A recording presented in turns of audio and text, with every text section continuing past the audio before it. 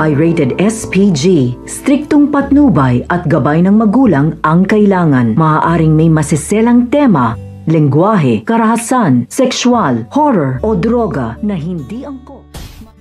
Dahil sa kagagawan nga nito ni Eric ay nasira nga ang lahat ng plano nga nito ni Giselle at ngayon nga ay kapapahamak nga ng mga mahal sa buhay nga nito, lalong-lalo na nga ito nga si Annalyn dahil hawak na nga nito ni Madam Lotus ito nga si Annalyn at dito nga ay galit na galit pa rin nga siya sa pagsisinungaling nga lahat ng pamilya nga nito ni Giselle at wala na nga siyang tiwala pa sa lahat ng miyembro nga nito na kahit si Annalyn na hindi na nga rin niya pinakikinggan. Nagkaroon na nga rin ng pagkakataon na mabigyan nga ng video clip nga ito si Madam Lotus ng kanyang anak. Subalit matapos nga nito ay hindi pa rin nga kumbinsido ito nga si Madam Lotus sa kanyang napanood.